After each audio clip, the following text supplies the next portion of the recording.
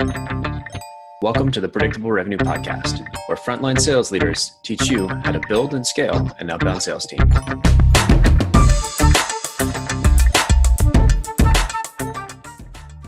Welcome back to the Predictable Revenue Podcast. I'm your host, Collin Stewart. Today, I'm joined by Patrick Campbell. This is going to be a bit of an outside episode for us because it's something that's so important, so key to the sales process. But I don't know if Patrick, you would classify him as your traditional salesperson. Patrick, you're the co-founder CEO of what I used to call Price Intelligently. I'm now going to be responsible and remember that it's ProfitWell. Welcome to the show, man. Yeah, it's great to be here. I think I do have some sales experience from back in the day, and then moved quickly into sales ops, which then quickly went into pricing here. So at least I have some empathy for the sales brethren and sisterhood out there. Very cool, man. So I think that the super interesting part of the process, or the reason why I wanted to get you on the show today, is because pricing is such a key part of the sales process. And it's something that us salespeople tend to be left out of. And it's something that you tend to be brought into that conversation with quite a few companies. Normally we don't we get a final segment. You can, do a little pitch for ProfitWell. And we'll get to that right at the end, I promise. But do you want to give us just a little bit of your background before we jump in, just to provide some context as why this pricing consultant is now, if I can call you that. No consulting. We don't do consulting. So okay. My background's in econometrics and math. So, kind of more classically trained in statistics. And I worked at both the intelligence community in D.C. as well as at Google, basically doing econ modeling, which is kind of taking a bunch of, different data and trying to make something of it and trying to find value. And that kind of led me to pricing. We started off and we basically have some software and it is paired with service, but we essentially help understand willingness to pay as well as the relative value of features. And what we found, and the reason I got into this, was because pricing is one of the highest impact pieces of kind of growth. But as you kind of mentioned, not only in sales, but just in companies in general, not a lot of people really think about it. And they know it's important, but they're not exact to do. And it's because it's, basically viewed as this monolithic thing that needs to get solved. And unfortunately, a lot of the reason, sales isn't brought into it is because the perception is that, a salesperson, won't ever want to raise a price, right? Because, that's going to make me not hit my quota, right? And in reality, sales has a lot of power in the pricing process, not only from actively being on the front line, but also because the greatest salespeople out there, they don't want to discount as much. They don't want to, not defend that price because that makes their quota easier when they don't have to do as much volume and things like that. So it's a little bit of background and a little bit of, again, empathy for my sales brothers and sisters out there. Right on. And I'll throw in another sort of vote. About a year, we've been paying consistent attention to our pricing. And I think 5 years ago, we were $500 a month. And that selling what we do at that price nearly killed me. It was just me. It was, me, maybe an intern. And obviously that was all right, let's just see if we can get something started price. We've 10x that and more over the last 5 years. And every incremental step we've made has felt like a big, scary, terrifying piece. But when you look at, I ended up spending a lot of time on your blog, reading a bunch of your pricing teardowns, and I feel like I learned quite a bit, which was super helpful. And it gave me a bit more confidence to, talk to the team, to talk to customers, talk to competitors about, what they were pricing and sort of where, what that relative value was, and helped me realize that we were really undercharging for our services. And we slowly stepped it up. And every year we've got sort of a new iteration. And I got to say, the last iteration probably had an impact on the business in the realm of $500,000 to $700,000. So it's, and that we made that change in September of last year. And so coming up on the 1 year mark, and it's been phenomenal. So we've got another adjustment coming up here that we feel is going to be a real strong win for our customers and the sort of their long-term success. But I wouldn't have gotten here without, it wasn't just Price Intelligently or ProfitWell. It wasn't just your blog. I had, other advisors like Stephen Forth and all these guys that sort of helped out and helped us sort of map out the journey and map out all the different sort of value. But that's the type of impact. And as a salesperson, it was one of the scariest things for me, is because, just like you said, when the number goes up, you almost feel like, I'm going to sell more because, I know a little bit about economics. The funny thing was, we raised prices 20%. Nobody batted an eye. We raised another piece, 400%. And honestly, sales almost got easier. And I think we hit that point where, it wasn't just, you're not just a small startup. You're not just, some fly-by-night, company that's only been around for a couple of years. You're a real business. You're a premium product and you're charging like it. And that's had a huge impact on the business. So that's why Patrick's on the call, or on the webinar today. We're going to hopefully impart some of that knowledge. Might not go super deep into pricing theory, but that's what I'm hoping to learn, or hoping to help everybody sort of get a handle on. Because even if we as salespeople are not the ones that are making these price decisions, we are still involved in the pricing conversation. Whether it may not be at the strategic level, but it is at the execution level. And some of us, depending on, the type of company that you work at, you might not be a SaaS company, you might be working for a company or even a SaaS company that sort of comes up with the price, when the customer asks for it, all the sort of custom prices that just sort of come out of nowhere. And I wish I knew all of this stuff 10 years ago. And had I probably would just be a really wealthy, account executive, just making a ton of money, and wouldn't have to go through all the trouble of being an entrepreneur. There you go. You and me both, man. You and me both. So I want to start by so that's the impact that pricing has had on us. I'm wondering if you could just share, do you have some stories of the impact that pricing's had on some of the companies that you've either worked with or, talked to or aware of? Yeah, definitely. I think that to back up a second, so I had mentioned, pricing is this really, really big growth lever. And what I want to kind of give is some good context to that, and then fill in some anecdotes, because I think that's helpful. But from kind of an overall perspective, what we're seeing in the market, and this is just a function of the success of technology and software and marketing and sales, is that essentially there's more and more companies that are being produced. There's more and more products that are being produced. And that means you have more and more competition. And while that's happening, all of these companies and all of these products are basically filling different sales and marketing channels. And all of a sudden, no one has like a secret channel anymore. Or if they do, it's not very big. And we're not getting a new Facebook, a new Google every quarter like we were back in the day during kind of the gold rush. Mm-hmm. And so what's happening is that basically, not only is our customer acquisition cost going up, but also the relative value of stuff is just going down. Because that Salesforce integration that you might have added as $1,000 add-on per month, maybe 5 years ago, now it's just, hey, you don't have a Salesforce integration, you're not going to close this deal. Like, you can't charge me for it. You just have to have it, right? That's table stakes now. Yeah. Exactly. And so because of this, acquisition is now becoming table stakes. And what I mean by that is you need to be good at sales and marketing just to survive. Like, that's just what we're seeing in the data. But when we look at basically isolating these three growth levers in your business, your acquisition, your monetization, and your retention, acquisition is trending towards zero in the sense of $1 or 1% improvement in your leads or conversion volume. You're not getting that lot out.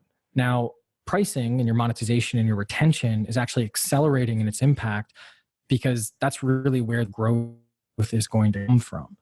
And because of that, what's really fascinating is that really small, like 20% increases in prices, like you mentioned, are actually starting to have like a much wider effect, not only on CAC, but also on, your actual price, and ultimately on your retention. So to give you a couple of anecdotes, you got to be careful with names, because most of our customers, they don't want to know that, that we help, or we don't want you to know that we help them essentially in certain respects. But, I can think of a company that was basically in the tax software space, where they had a very similar experience that you were kind of talking about, where they actually had to double their price because they realized after, kind of acquiring the same customer over and over again that they basically were so underpriced, they ended up doubling it. And what was kind of amazing about it is they didn't see any increase in churn. No increase in churn. Everyone just kept paying. And they didn't even follow our advice in terms of kind of rolling it out slowly. They just kind of ripped the Band-Aid off and basically doubled the price, and everything was fine. That's quite a cowboy move for a accounting software company. Yeah, it's very much like, hey, let's get it in the books right now. Kind of conversely though, we've seen some companies where they, acquire all these customers and they realize that the customers they've acquired are just not good. Meaning their CAC is really high, the cost to serve them is really high. The value that they're getting is immense, and all of a sudden they're charging them something like $30 a month. That was us in the early days. Yeah, but by the way, you see that quite often. CAC is cost to acquire a customer. Just for any of the salespeople, right? I've got that right. Just for the yeah, customer acquisition cost. So basically, a salesperson's salary, all of the money that's being spent on marketing, and then you kind of average that out across all of the customers that are being acquired.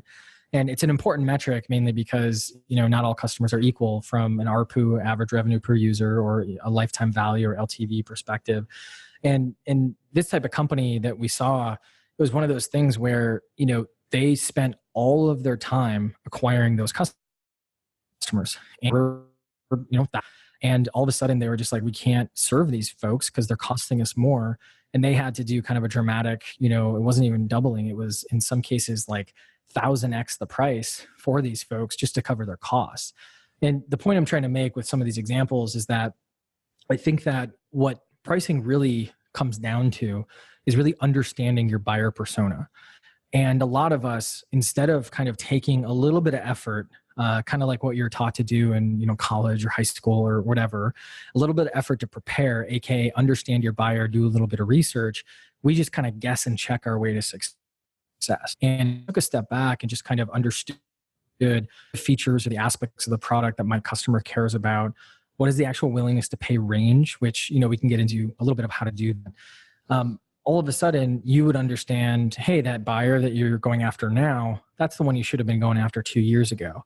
And there's a little bit of a chicken or the egg here because your product's improved in the past couple of years, but that's a really, really big thing to kind of keep in mind is understand those buyers, because ultimately they're the ones who are purchasing your product.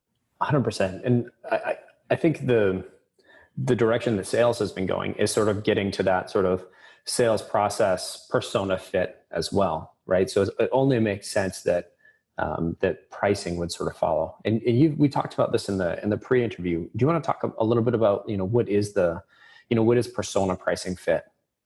Yeah, persona pricing fit. Like if you just think about your business, it doesn't matter what you're selling.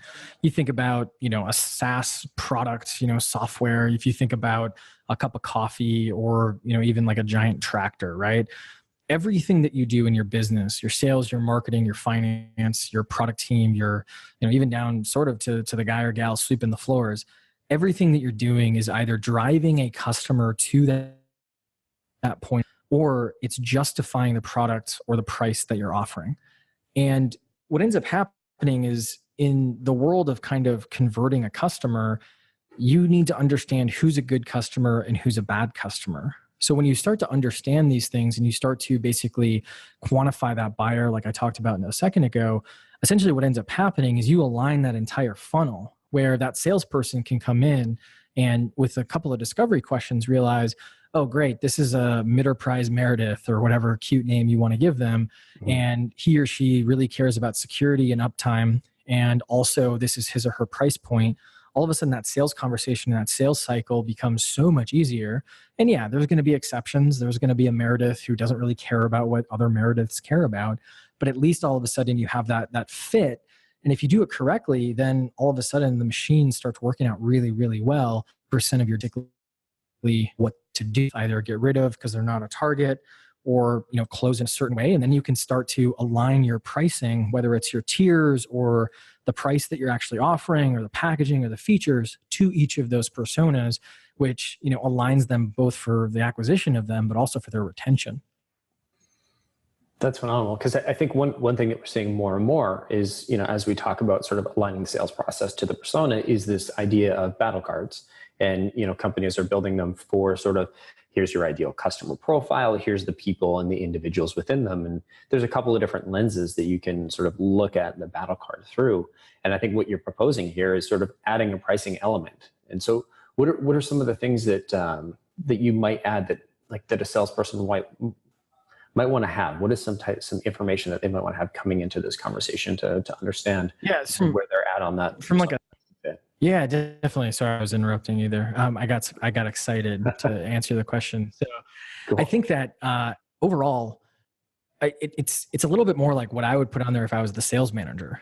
I think because they're the sales manager or whomever's putting these together, to close as much as possible. And so for me, I would put down things like, discount controls. So understanding, hey, you don't need to give this person a discount. They never asked for one. They're not, maybe a little like friends and family-ish kind of discount to get them over the line at the end of the month, but nothing intense. And here's where, this person is basically going to come in from a price point perspective. And then anything related to their quota. Basically, like in sales incentive is probably one of the greatest levers in kind of an acquisition team. So anything that like, hey, this person has this much profit margin typically, this person has this much lifetime value typically, or if it's just a straight number, hey, these are the people that you should go after. You should expect to close 1 or 2 of these a quarter, 10 of these a quarter, 25 of these guys a quarter. And then from there, then it's all about kind of the things to hit on. And a lot of good salespeople just do this naturally. But for that enterprise customer, I want to put down, hey, talk about reliability. Talk about that on the first call. When you present the budget, talk about this concept. These are the questions you need to ask about how do you actually make a purchase within this particular type of organization. And this might seem really simple to a lot of, advanced sales folks, but that's literally all you have to do is just take what an advanced salesperson would do and just make sure that your less sophisticated or more junior sales folks are actually doing it. But to kind of round things out here, features that people care about, features that they don't care about, like don't talk about analytics to this persona. They don't care about that. Or talk about it if they ask about it essentially. But yeah, that's kind of how I would focus. That's how I would think about this, especially around those battle cards. And then I wouldn't put like big stories on them. I wouldn't put things like that. I'd also put, customer, either like customer benchmarks, like, or not competitive, sorry. I would put some sort of like, hey, companies this size, they really like to hear about this logo, or here's like a customer testimonial that, you could kind of reference. But again, like it's all about cloning your customers. That's what it's all about. And so basically everything about those customers are really powerful.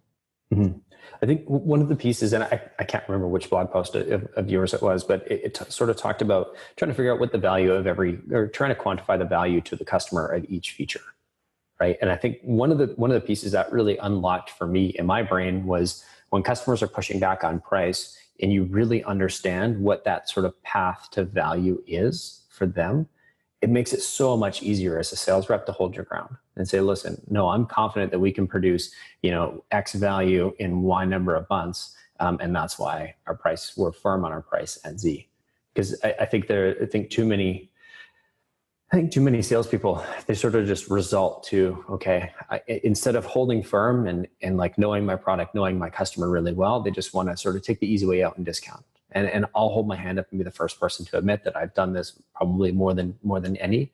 And it's only been recently, the last 5 years that I've started sort of maturing in that way. And I've had some coaches and I've had some help, and, doing the research like this really sort of helped me understand, okay, well, if these are the types of features that the, smaller companies are going to need, because we've done this research, these are the types of features that mid-sized companies are going to need. And this is the ones that the enterprises are going to need. Well, if you're claiming that you want the small price, but you need these big features, it's more information that tells me, okay, you're either not somebody that's going to close, or B, you're working for an organization and you like a larger organization and you're just on an exceptionally tight budget, or you're just trying to grind me down just for the sake of grinding me down. Because totally, we all get that a ton. And I find like having that information and understanding the sort of theory behind, why, or understanding the reason behind why a certain feature is in a certain gate was super helpful. Yeah, 100%. So I'm curious, we're sort of talking about, my journey as, getting better at pricing. I'm wondering if you've got any opinion on what separates good salespeople from bad salespeople, or I'd say maybe high ARPU salespeople or low ARPU, so average revenue per user. Yeah. I think, I think we talked a lot about it, right? Because I great salespeople, like I'll use like hammer scalpel metaphor, right? Which has been used plenty of times in the world. I think not great salespeople are like sledgehammers. They think they only have this brute force to get to their quota, which means dial for dollars, burn through leads, discount, all these things that just don't really work, right? They're TV or yeah, I think what separates great sales folks and not so great sales folks is really kind of comes down to that metaphor of the sledgehammer versus the scalpel, right? I think not so great sales folks, what they end up doing is they just use the sledgehammer brute force. They burn through leads, they discount, without even needing to, without even my favorite thing. I shouldn't say this because they're a customer now, but let's just say I called in for some support on a particular software product we use, and literally just got on the phone. I didn't want to talk pricing or anything. We were already a customer, and they were just like, "Yeah, do you want a discount?" And I like that brash. They were just like, "Oh yeah, we offer like a discount." I was like, "I didn't even ask about a discount. Like, what's going on? I'll take it though, right?" Yeah, I'm not going to say no. Yeah, like it's like that type of brute force, and I think that the best salespeople out there, they understand that their toolkit is so much more precise and so much better than just dialing for dollars and things like that. And they basically understand how to really evaluate a lead or a prospect. And then based on that evaluation, how to take those individuals to the next step. Now, I talked a lot about sales managers before because I think sales managers, they end up getting kind of the clay that they're given sometimes, right? Like you do need bodies, and sometimes what ends up happening is you just kind of divert to, okay, here's the script, here's this, here's that. And that's great, because that's how you sometimes build an efficient machine. But because of that, what you should be doing is basically focusing on, all right, how do I get maybe the brute force sales folks to follow the playbook, or at least follow the rules of the playbook as what my best rep would be doing. And it's not as complicated. It's not as complicated because it's kind of like a tree of, are they this? Cool, here. And yeah, there's going to be like bugs. There's going to be like 20% of people that just don't fit that rule book, but that's going to probably improve the close rate and the close value even still. I love the way we sort of framed up earlier when we were talking about the sort of the different gates and the different sort of the pains and the plans and all that. How do you, when you're engaging with with somebody, let's just say you're helping another entrepreneur and they're asking, help me, like my current price is just $49, or let's call it $5,000 a month, right? And it's just one price. How do you take that from, okay, let's break this down into multiple, or how do you understand, should we break it down, so we're serving multiple personas and go from like, should it be one price? Should it be multiple prices? What are the sort of first steps in like narrowing down that pricing process? Yeah. So single pricing is probably the worst. And a lot of people, they're like, well, it's simple. It's simple. It's like, okay, like it's very rare you can pull that off. And if you are pulling it off, then you are giving something up. So Basecamp, they're obviously a darling of kind of like the bootstrap of SaaS 1.0. They're still around, still, print and cash, which is great. But they, in particular, they have one price point, and they're definitely losing money, but it's better for them because of how they want to build their business. And for most folks, it's something where it goes back to those personas. So persona pricing fit basically means you want something for each of the personas that you're targeting. And for most of us just starting out, we probably don't want to target a ton of personas. We want to go after like maybe one functional type persona. So meaning we want to sell to salespeople or sell to marketers or sell to whomever. And then from there, we want to go to different sizes, right? And those are like, you could define personas as small salespeople, medium salespeople, big salespeople, right? And once you kind of get your mental mind, your mental framework around, okay, we're going to go after these types of personas, then those battle cards and those persona cards start to fill out, right? So if you're an entrepreneur coming to me and you have $50 a month, and let's say you're targeting salespeople, and I'm like, okay, cool. So let's start. Like, what do you have? What kind of inbound interest do you have right now?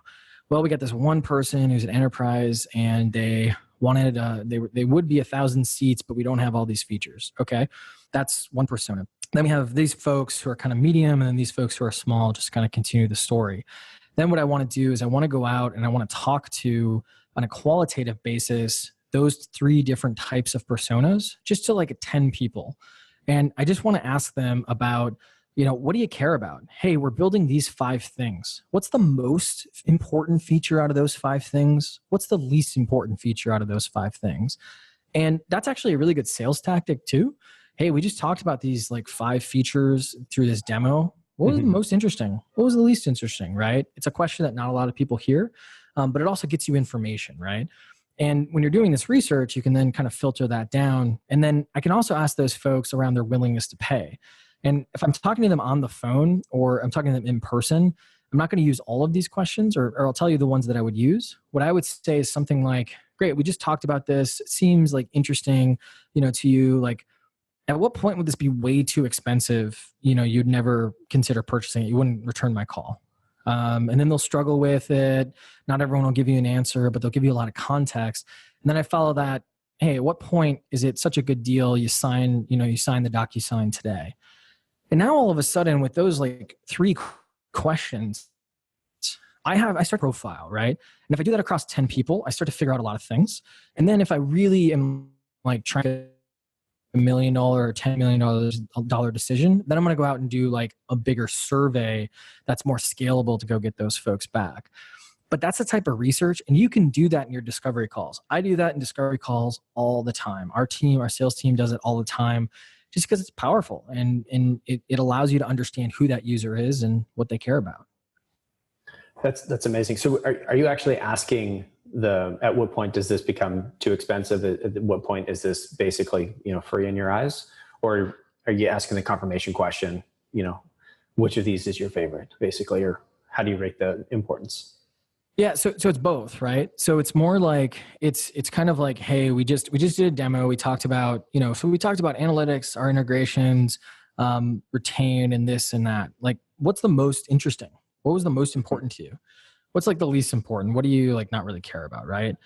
And when I ask the pricing, and this isn't like a sales conversation, I'm doing a customer development conversation, I feel like no problem ebbing and flowing between these questions, being a little bit more direct. In a sales conversation, normally what ends up happening is, you get, oh, what's the pricing? What's this? What's that? And if it's one of our products, the natural question sometimes is like, oh, what's your budget? Right? And then you get into the budget dance. Well, what's the price? Well, what's your budget? Right? Some people will tell you the budget, some people won't. And so to kind of cut through that, yeah, exactly. And so to kind of cut through that, it's like, okay, instead of being like, oh, what's your budget? It's just like, hey, let me ask you a question. So at what point is this like way too expensive, but you never consider purchasing it? And sometimes they'll be like, I don't know, but my budget's this. Cool. Like, not only they have no context of how like this should be priced, or no context on where the value is, but I just got the budget answer, right? Mm-hmm. And if I'm on, more one of our scalable products, which has like it's straightforward, but it's meaning there's not a lot of negotiation with it, because it's paid for performance. In that particular case, I go, okay, they ask me what the pricing is, and I go, okay, just out of curiosity, at what point is this way too expensive? And they give me an answer. I'm like, okay, cool. I'm going to tell you the pricing, but that was really useful for me. Because then I know, like, if they go, oh, well, $50, I know that I'm way, way behind where they think the value is. Either they're a terrible lead, or I have not done my job to like really communicate the value. Mm-hmm. And then I want to, maybe not even get into the pricing, and I want to like talk to them like, okay, hold on a second. So there's a big disconnect here. Just want to like talk through that. Like, tell me a little bit more. Like, and all of a sudden I'm getting a ton of information that allows us to basically move forward. That's awesome. I love that you're sort of bringing some of these discovery questions, these like persona, like pricing discovery questions into the sales process. Yeah, I think one of the things that I didn't expect to help me with the sales process was learning more about product management. And I sort of view it all kind of in the same, it's all in the same family. And really, when you think about it, there's product management is what starts it all. And then pricing is the exercise you do next to figure out, okay, this is the value we're creating. This is how much that value is worth to the customers. And this is what we're going to charge. That's sort of working out the economic model of the price, of the product. And then sales is just the execution arm of those two exercises. And I think 100%. What I've seen more and more is just some product management questions sort of leaking into my sales conversation, really drilling down on the value of what they do. Because one of the things we want to do is make sure our customers are super successful. And so trying to vet them and trying to understand and make sure that we're bringing really great customers to the team. But anyway, I'm going on a bit of a tangent, but it's always interesting how you learn about these other disciplines like pricing, like product management, and it starts to impact the way you communicate with customers and the questions you ask. You ever find that? Yeah, totally. I mean, price is your exchange rate on the value that you provide, right? That's what you're doing. And so when you think about that mental model, it's all of a sudden it's cool. Okay, well, I need to find the features that this person values. Yeah. We either have them or we don't, and they're just not great for us, or we have them and I have a bunch of others that I can talk about, but why don't I just talk about those, right? And that's where, again, even in product is all about value too. What's going to be valuable? And what's really funny is that our product leaders typically aren't building the features that our customers actually value. We have a bunch of data on this where basically we had product people put on this matrix on, value of features, like what they thought the value of their products or the features were. And they all said, oh, they're really, really valuable. They're boosting willingness to pay, all that kind of fun stuff. And then we went out and we actually collected data from, I think it was like 1.5 million customers, and basically asked them, using some of the methodologies we developed and the algorithms, and it was basically the polar opposite. So our product teams think that, because our product teams aren't even doing this research either. That's what's scary. No one in the organization is really doing this research. But the advantage is that sales folks, your literal job is just to talk to people on some capacity, right? For sure. And so you might as well just use these tools, and maybe they're not going to get back to, the product or the pricing. But at the very least, you can just use them to do your job well, and at least, save you time and be a little bit more efficient. You mentioned value metrics there. Do you want to elaborate on that? Yeah. So a value metric is what you charge for. So it could be per user, per 100 visits, per dollar saved, whatever it ends up being. And when you charge for those particular value metrics, the beauty of it is if you get your value metric right, basically it doesn't, like if your customer sees the value similarly to you, there's no reason for them to churn. But also you can get your customers at different sizes, right? So 1 seat of Salesforce to a 5-person company doesn't seem like a lot of money, right? 500 seats of Salesforce to a large organization, it just kind of seems like the cost of doing business, right? But somehow Salesforce is able to get both of those customers because they have a value metric, right? And per user, I should say, it's typically not a great value metric for most of us. For folks like Salesforce or really any type of product where if I log in and you log in, we have 2 different experiences, and that's kind of what a CRM is like. But that's one of those things where, it's super, super powerful to use that particular piece. And there's 3 big elements of a value metric. The first is it has to basically be as easy to understand as your sales process. So if you have, let's say, no salespeople, nothing to do with sales, then it's got to be simple because there's no salesperson to explain it. If you have a 7-call sales cycle or something like that, then it could be a little bit more complicated. It shouldn't be too complicated, but still you can kind of explain why you're pricing based on that value. It should grow with your customers' usage of that value. So as they're getting more value, they should be basically paying you more. And then finally, it essentially needs to be where the customer sees value in your product.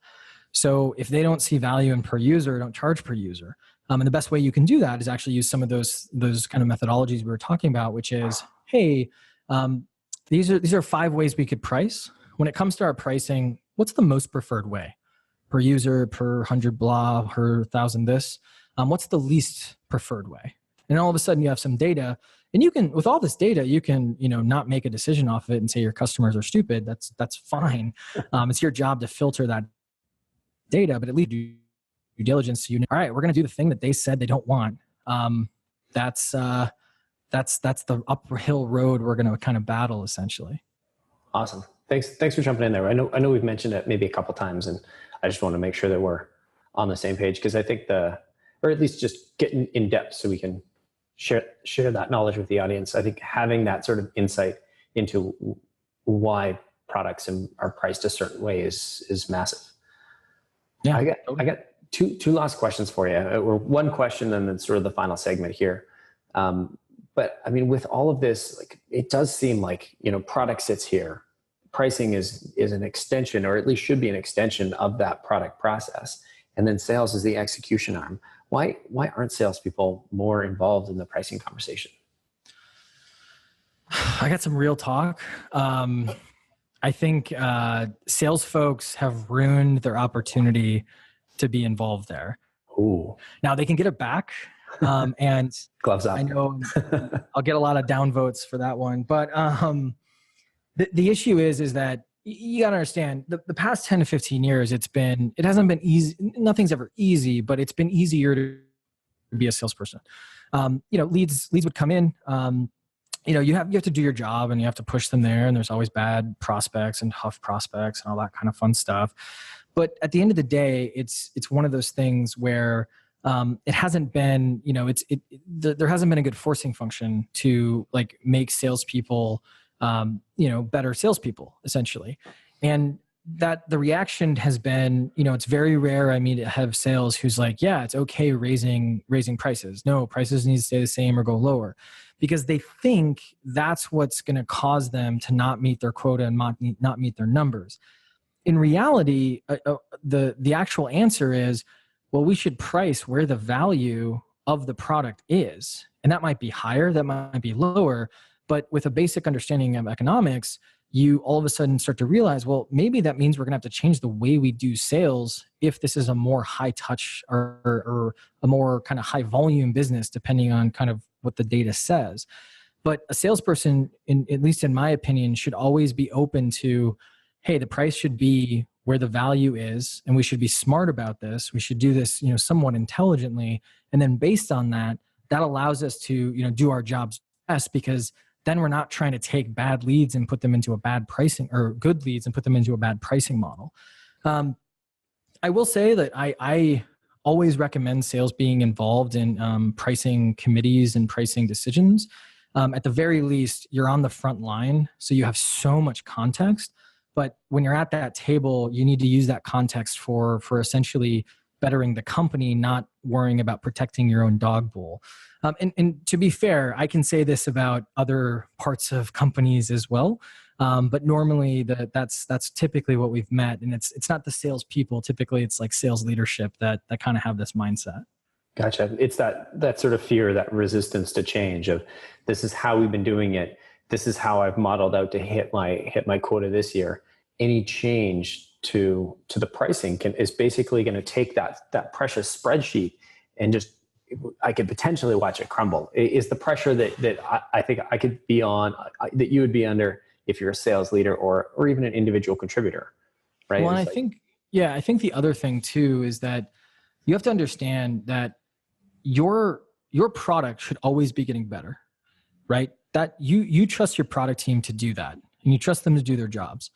Price is the exchange rate on the value you're providing, right? So if your product's getting better, then your price should be improving. Maybe not always increasing, but it should be changing because that value is changing. Now, if you're in like a perfectly competitive market and your competitors are constantly adding the same amount of value as you are consistently, then it's a little bit of a different story.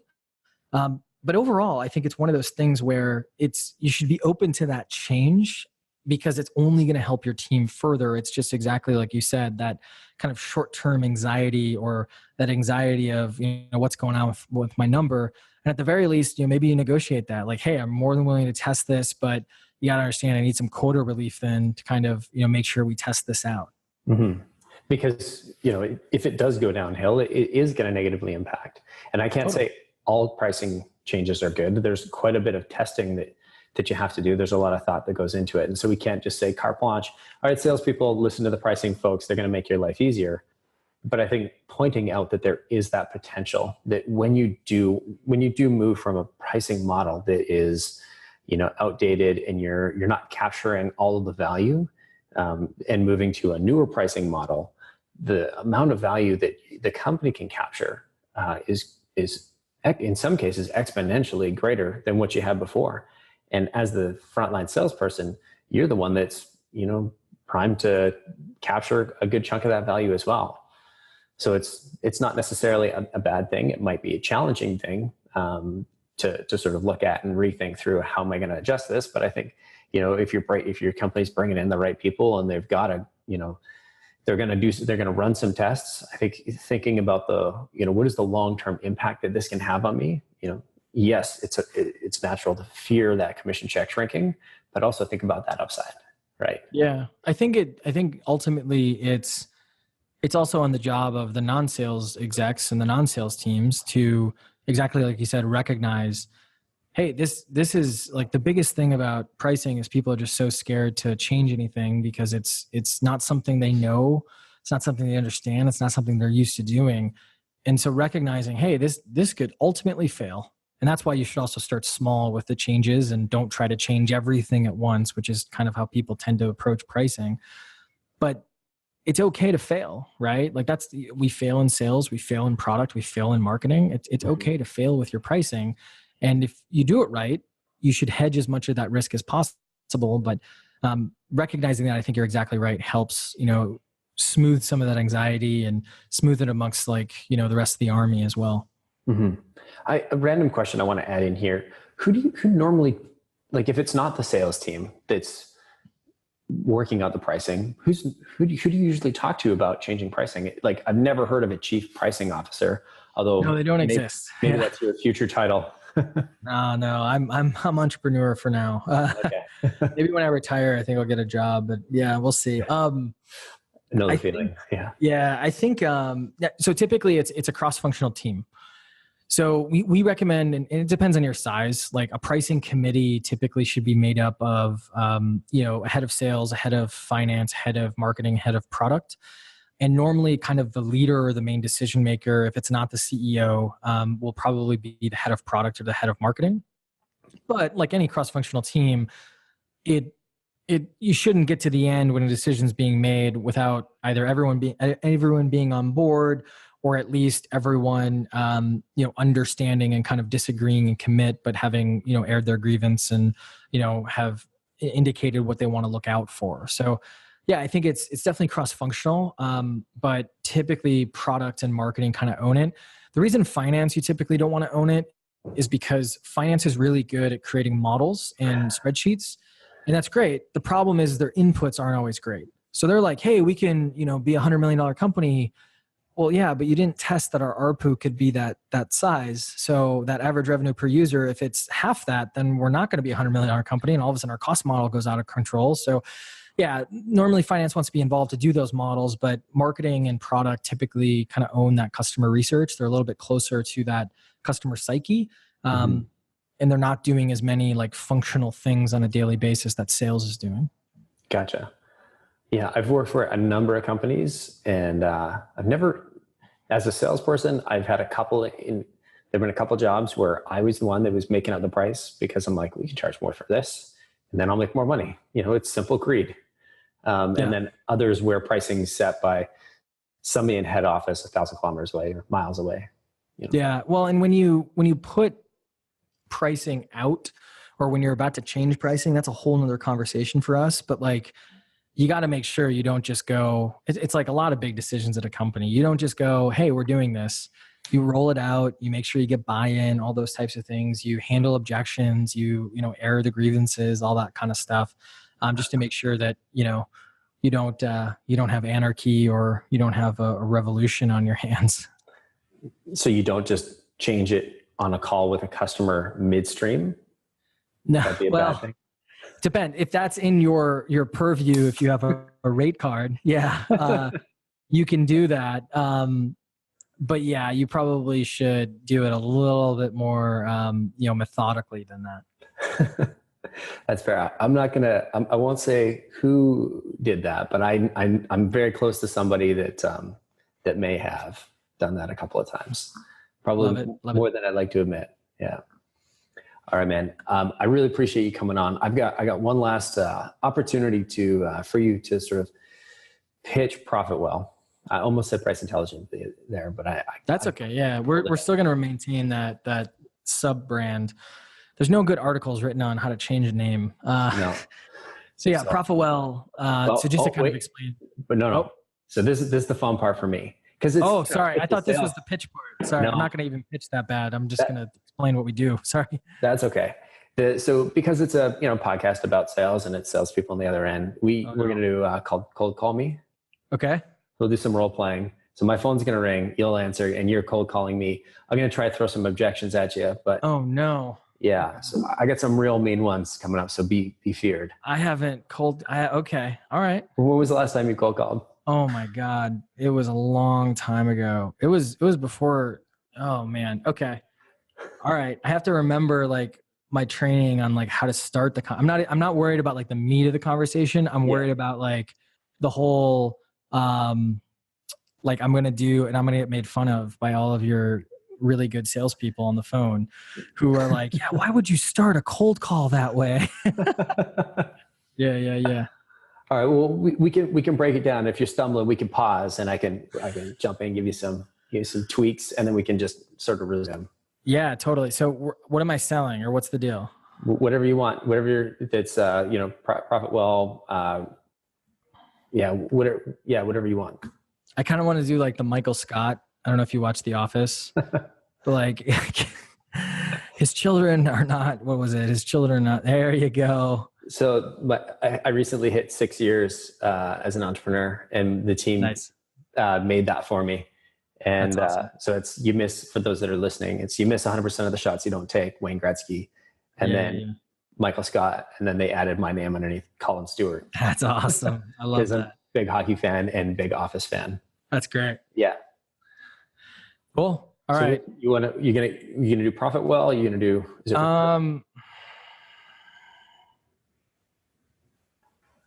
Let's do retain. Retain. Okay. Yeah. All right. Ring. I'll be CEO. Who's your typical buyer? Let's do customer success. Customer success. Okay, perfect. And I'm calling you direct. Yeah. Like I don't have a meeting. I'm just like. You don't know me. You pulled up, you came to my name on a list in LinkedIn. You're like, I'm going to find this guy's phone number and give him a call. I don't know how you got my cell phone number, but let's just pretend that makes sense. Oh no. Let me think of my first line. That's where I'm having the most anxiety. Hey, Collin. Start with hi. Start with hi. All right. Yeah. All right, let's go. Cool. Ring. Hello, this is Collin. Hey, Collin, it's Patrick here. Do you have a moment to chat? I got 30 seconds. I'm just heading into a meeting. You got 30 seconds. Awesome. Well, I'm Patrick. I'm from ProfitWell, and I just want to talk a little bit about your churn and basically how we help folks with their churn. So I know you only have 30 seconds now, but we're typically I'm in customer success. We actually don't churn any customers. You don't churn any customers? Well, not many. Not many. Okay. Well, we typically find that most companies, they're churning about, 20 to 40%, mainly because of delinquencies. And that's really what we solve with credit cards. 20 to 40% churn off of delinquencies. So people just old credit cards? Yep. Credit cards, they typically fail. I mean, they're not as futuristic as a lot of us thought they were, because they were built back 30 years ago. And so we understand credit cards and credit card delinquencies better than anyone else. And we basically solve that problem. And there's no work on your part. You just plug it into your billing system and go. But I know you only got 30 seconds, so I don't want to get too far. I already have a billing system. We already use Chargeify, and that's awesome. It has recurring delinquency, something or other that, when a credit card expires, then it tries to figure that out for them. No, that's awesome. We're not a billing system. We integrate with Chargeify. So we actually know Chargeify really well. They're partners of us. And our recovery rate's actually probably about 2.5x their average. So we're recovering about 75%. You're probably only really recovering about 25, 30% right now.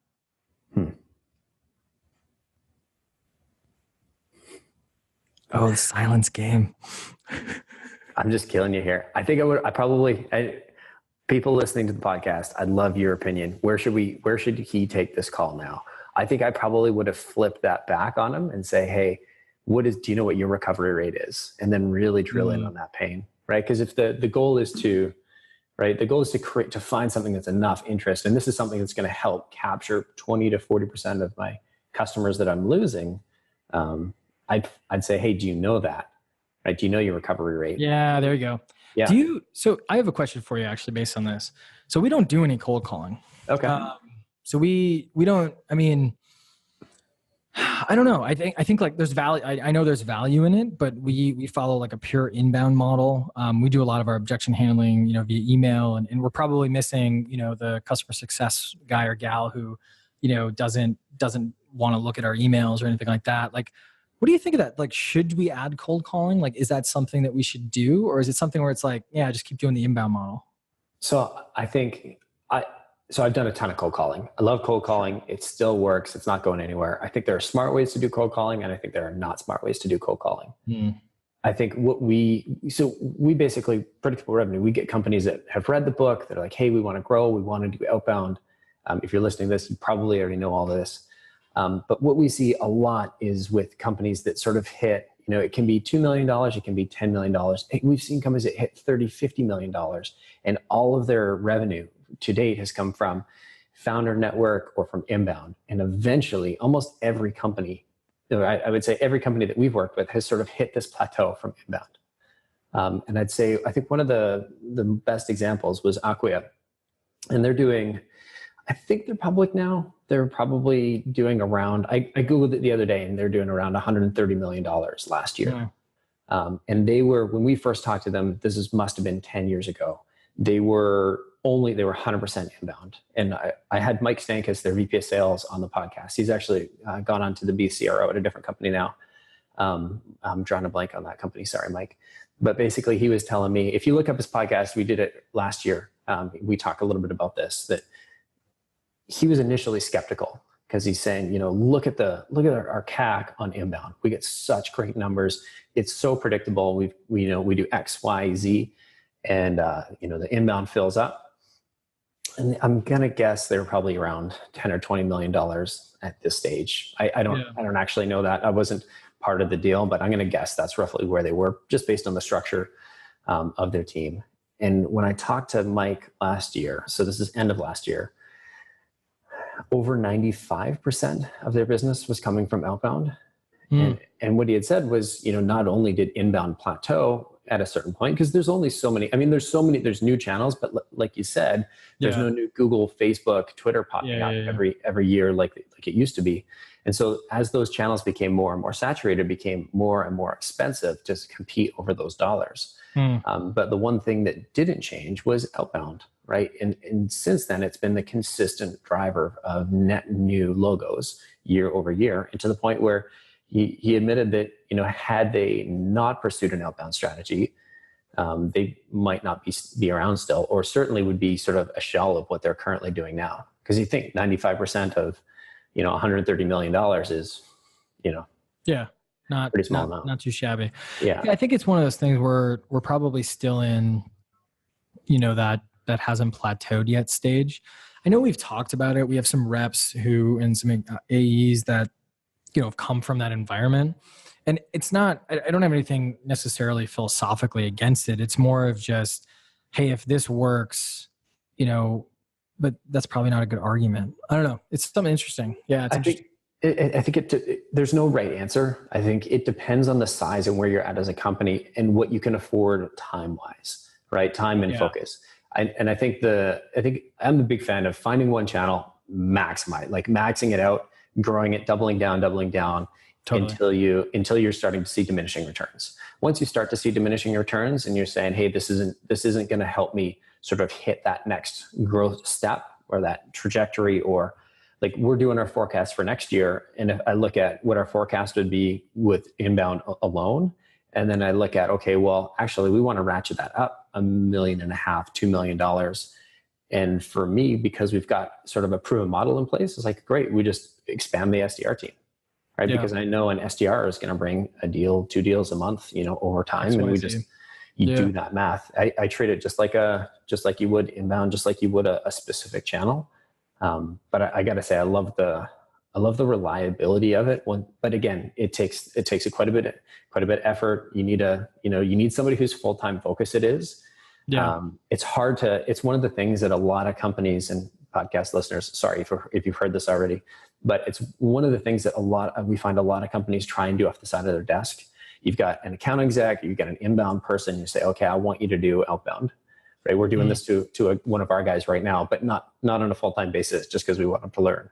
But doing inbound and outbound is one of the hardest things, because with inbound, it's like sitting on this soft and cushy couch, right? You're sitting there and leads are coming to you. People are coming and sit down on that couch because it's a comfy couch, and they're like, oh man, my feet are tired.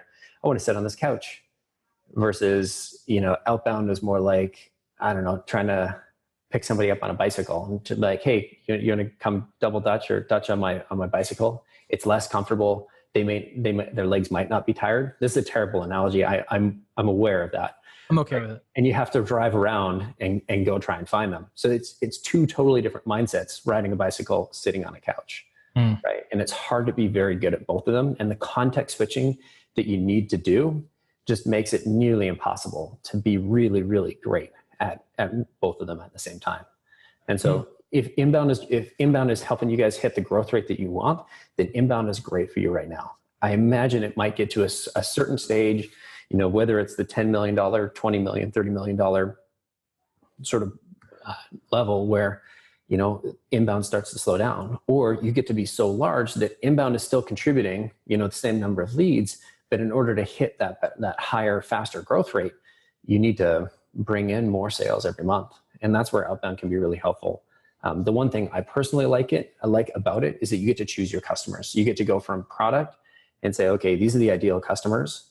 And then you get to go, all right, let's go into, my list building tool and let's build a list of these customers. And hopefully these filters that I chose represent them. And then I can basically pick my customers, and cool. It's a bit more complicated than that, but sure. That's one of the things that I love about outbound. And traditionally it's helped us find larger deals because outbound is expensive. In some cases it can be more expensive. It can be longer to get the return on than inbound. But I think it depends on where you're at it as a company. I'll step down off my soapbox. No, that was great. That was good context. I think it's just, it's one of those things where, it's similar to people who say, oh, we're never going to raise prices on our existing customers. It's like, well, once you reach 10 million, you're going to have to at some point just because of math, right? And I think that's kind of with outbound. Like eventually you're going to have to do something similar to that. We do calls. We typically don't. Normally there's a lot of context to why we're calling. It's not like a straight cold, but it's something that we'll probably have to expand to. Cool. Next time we'll do an inbound call, meaning a demo, and then I will crush that. I'm great at demo. So, awesome. Yeah. Right on, Patrick. Well, man, thank you so much for coming on the show. I appreciate the little diversion into, why outbound. I think that was a nice way to wrap this up. Awesome, man. All right. Thanks again, buddy. Yep. We'll see ya.